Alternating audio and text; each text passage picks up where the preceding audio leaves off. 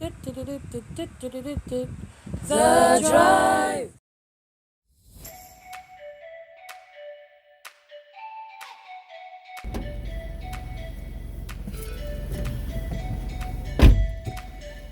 Good day, viewers. Today we have Dr. Alimayu Chadband with us. Hi everyone. So Alimayu, can you tell the viewers about yourself? Yes, well, I grew up in the beautiful village of Blackrock. I have 4 brothers, 1 sister. I love to eat, but I can't cook. I also love to laugh, but I'm not the kind of person that you could just take advantage of. I don't like that. And if the smile comes off my face, you know it's a different story. I also like to sing. I like sign language, and I just like to hang out. I like to talk real crap. So if you're with me, you're gonna have a real time. So Mayu, you said you have 4 brothers. That's right. Guys, listen. There's few people I come in contact with that can pronounce Alimayu's name properly. They say Alimadu, Alimayu, Mau, they can't.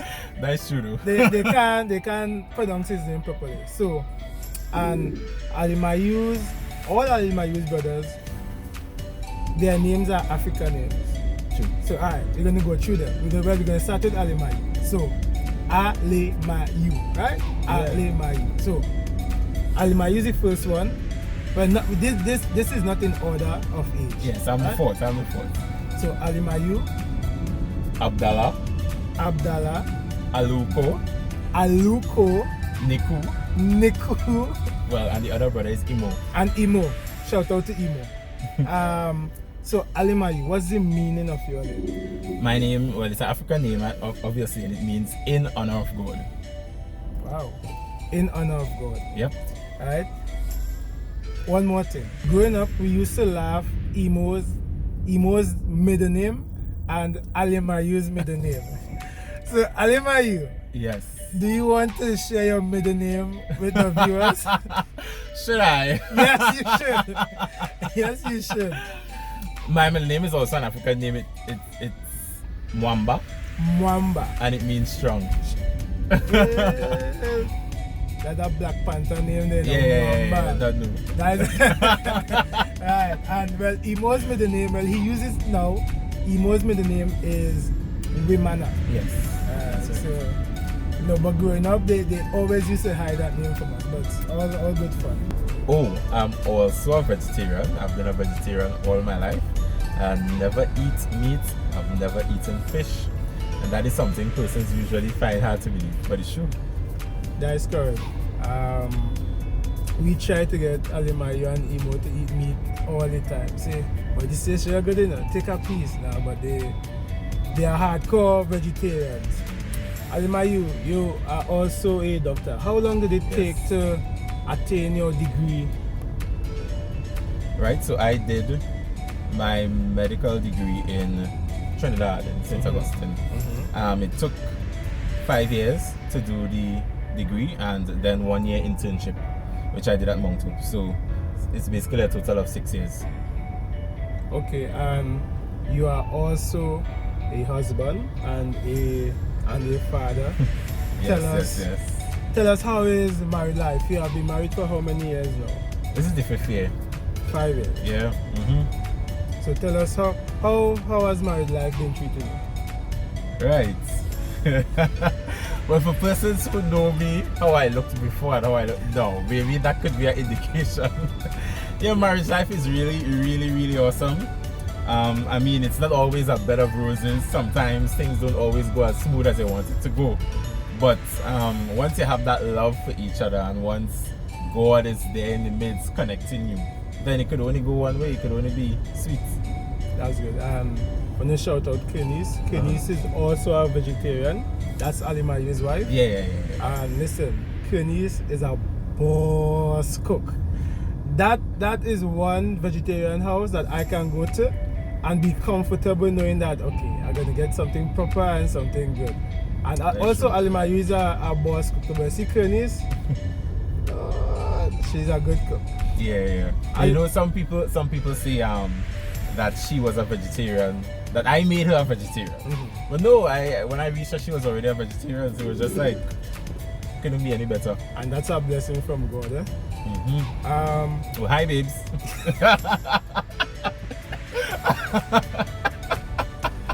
You're real silly.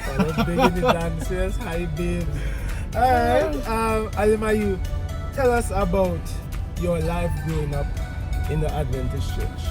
Was it tedious? Was it normal? Was it okay? Yeah, well, for me, I grew up in an Adventist home. My parents were Seventh-day Adventists. So it wasn't too much of a challenge for me because they grew us up knowing the word of the Lord, always encouraging us to do good, to read the Bible and so on. So we had that example. And even though there are distractions in the world, I'm usually the person very focused. I know what I want, I know what I'm supposed to do. So with God's help, I have made it through thus far, and I'll continue to walk the life that He wants me to. Amen. So talking about your parents, I know every time you talk about your success, you like to big up your parents. So can just tell just tell us about your parents. Right. So many people might know my parents, but my father, Martin Chadband, many people know him as Tao. Shout out Tao, man like Tao. And my mother, she has many names. So Marilyn, Beverly, Binta, Patsy, whichever one you know as. So those are my parents. Since ever, even now, they have always been there for me, for all the children. They have sacrificed a lot to help us to get to where we are now. My dad, sometimes I always remember back in school when he used to come and drop roti and things for me for lunch, and everybody all my friends would be like, hey, I get roti again, boy. But they don't know that in the night my father used to be having really serious gas pains, because many times he never used to eat so that we could get, he could get the money to use for us so that we could get something to eat, so that he could get to buy the school books, so that we could get to get an education. Yeah, and even up to today, he still suffers from really bad acid reflux and things like that. And that is from all that he has sacrificed. My mother, she's a teacher now, but she never used to be a teacher. She went back to school, was it in her late 30s, I believe, maybe early 40s. And she started from scratch. She did her O-level, she did advanced. And then she went to Valsayn in UTT. Okay. To do UTT in Valsayn to do her teaching degree, and now she's a teacher. I remember sometimes when I was at Humphrey, she also was studying, so I used to help her with her studies while I was doing studies. And so afterwards, when she gained a degree, she used to even help us as well with our school work. So it was really a blessing afterwards. Yeah, and they have just been giving their all for us, and I can't thank them more. Good. Alimayu also has a private practice. Yes. And I'd like him to tell us a little about that. Right, so I recently started my own medical private practice this year in the village of Blackrock. That's my home village, as a means of giving back to the community, as well as just giving back to Tobago, and by extension Trinidad and Tobago at large. Thus far, the practice has been a real blessing, because not only am I able to treat the patients, but I do so differently because of the love of Christ within me. So persons are really, really, really glad for the service, and I just thank God for being able for Him using me in that way. Mayu is also a man of many talents. He also does a language. Tell us about that. Right, so I am a member of the sign language group Sound of Silence. So I have been doing sign language with the group for about 18 to 20 years. Yes, 18 to 20 years, Lindo. I don't know what. I said 15, I don't know. right? I thought But it was anyway, 15. you started later though. Yes, I started So you're after. probably right. Yeah, so the group is originally from the Black Rock SDA Church. However, there are still members from other churches that are a part of the group. We basically use sign language to empower persons in the community. We use this language to gospel music or inspirational music. And thus far, we have been throughout Tobago, to many places in Trinidad as well, and we still have hopes of taking it out of the country so that we could bless others through our ministry. I just want to big up one of my sign language tutors. I mean, he's the best one. He's my favorite sign language tutor, and that's Jamal Ligan. Yeah, that's his sign Sign name. language name? Yes, his sign name, Jamal Ligan, and he's actually hard of hearing, not totally deaf. And I say hard of hearing because he used to hear before, and as a childhood he developed an ear infection, and that is how he ended up losing the hearing. So exactly, so he could still make out certain things, but he's an excellent tutor. So yeah, Jamal. Big up. Alimayu, do you have a word of encouragement or a testimony that you can leave with our viewers to help along their life's journey?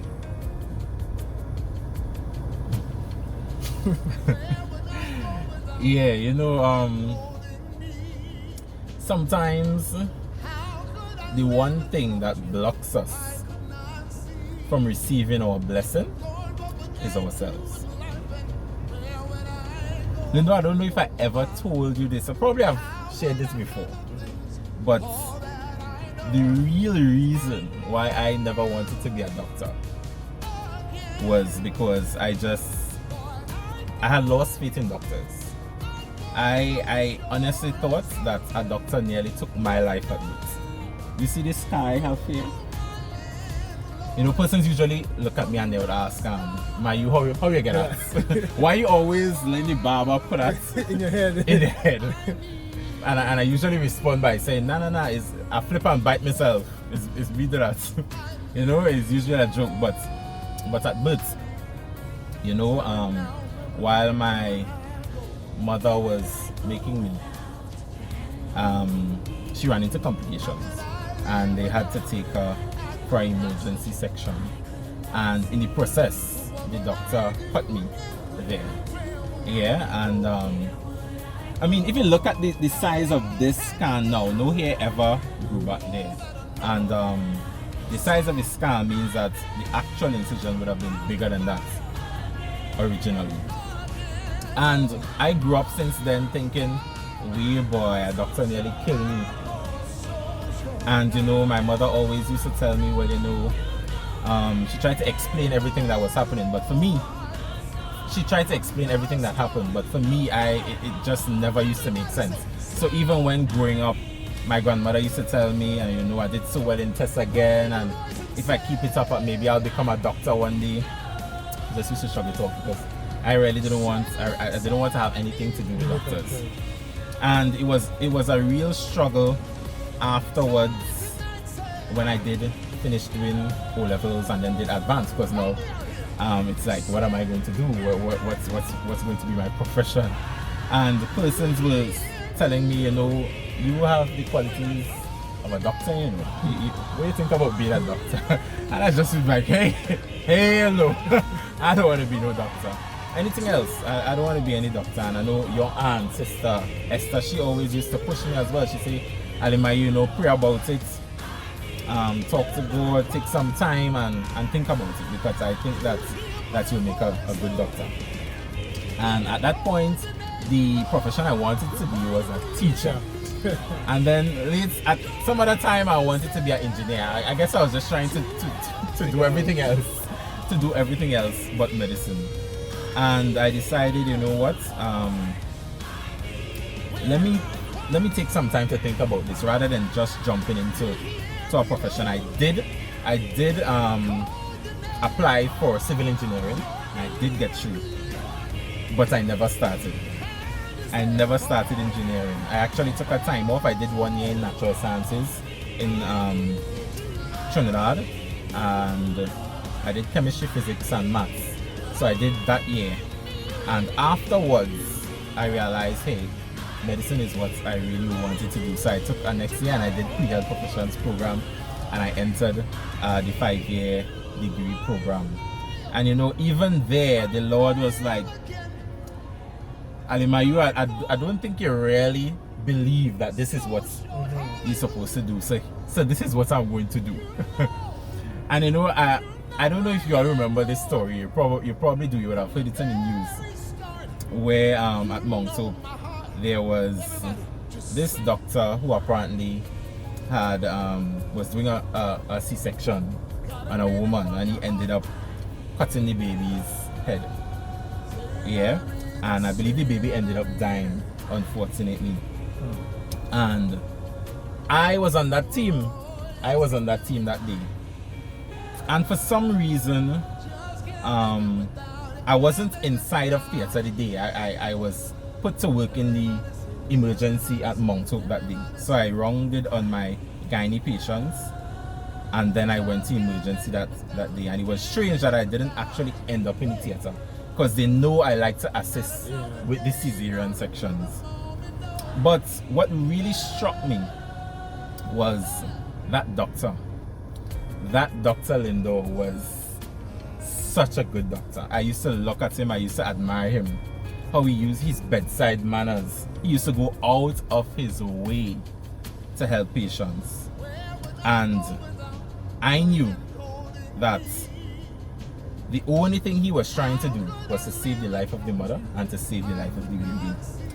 And at that point, when I realized what was happening, it was like everything was just, I just saw everything just flash before my eyes, because I was thinking about all the different things that happened before, all the thoughts I had, and actually living the experience of a doctor and seeing what doctors go through, how the extent they go to saving somebody's life. And actually working with him and knowing that he always goes the extra mile for the patients. And look what happens. I mean, at that point, I just realized that what happened to me, it wasn't the doctor who tried to kill me. The doctor was actually trying to save my life. The doctor was trying to save my life, Lindo. And I was so emotional about it, because I was like, look at me now. I'm enjoying medicine. I enjoy being of service to people. Maybe I could have been on this path a long time ago. Because of what I thought, I nearly missed out on my own blessing. I nearly missed out on being a blessing to others. And sometimes in life, we are our own demands. Sometimes in life, we lose out on what God really intended for us. And many times you would think that things are happening to us probably because of something else that somebody is doing, or the boss don't like me, or that girl don't like me head. You know what I mean? And when it's really, what we really need to do is look in the mirror. Look in the mirror, because many times it's us, it's you, it's me. We are what blocks us from going further, from achieving the success, from achieving the goal. And we can the only way we could see the light is if we trust in Jesus. We need the Lord anyway. There's no way we can make it through this life without him. I need him, you need him, we all need him. And I just thank God for putting me through that experience. It was a trying experience, but it was very eye-opening. And sometimes when God puts us through these trials and tribulations, it's not for the worst. There's always something you could find in it. And we need to open our eyes and see what the Lord is trying to show us. Yeah? So So with all that, I just hope that this would encourage someone, and just know that you can't live this life without him.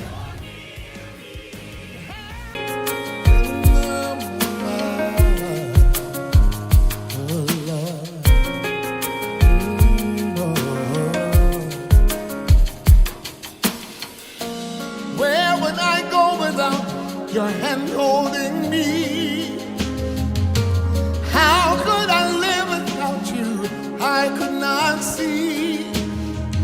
Lord, what would I do in life, and where would I go? Oh my, how would I handle things? All that I know is I fall again. Lord,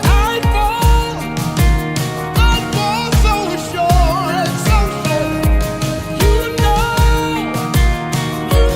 my end, Lord, from the start. You know my heart. I need you. I need you. Tell me now, where would I go? Where would I go without your hand holding me? How could I live without How you? could I live I could not without see. you? I could not see.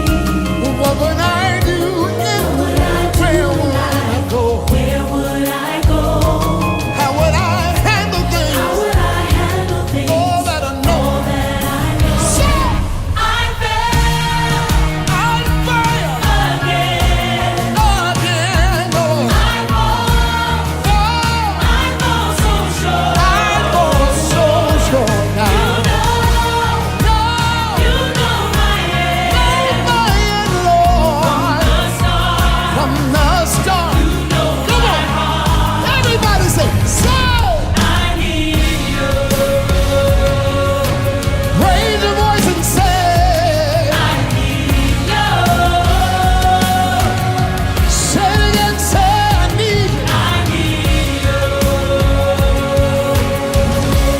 Say tonight, say, I need you. help me out here. Say, when I call, you hear me. When I call your name, you're near me. Your hand is there, Lord, to hold.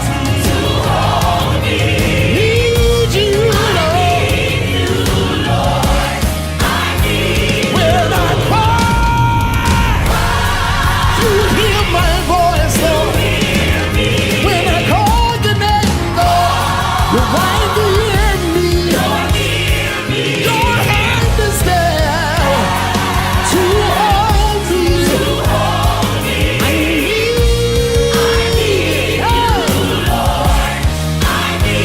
When I cry, you hear me, Lord.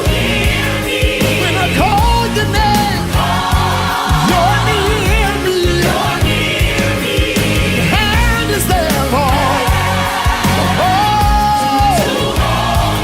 I need you, Lord.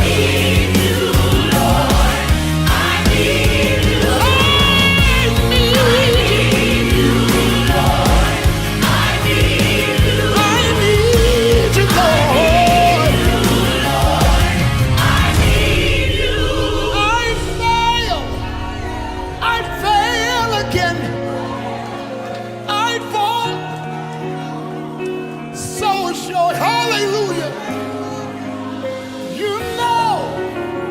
You know my end, Lord. From the very start, you know my heart. Everybody, just say.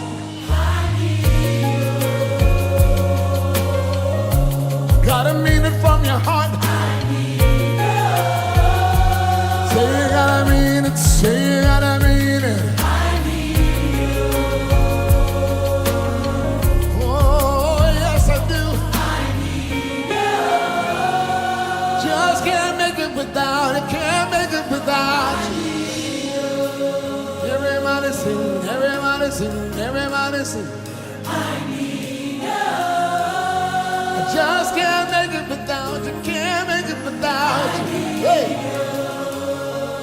not another day, not another moment, no.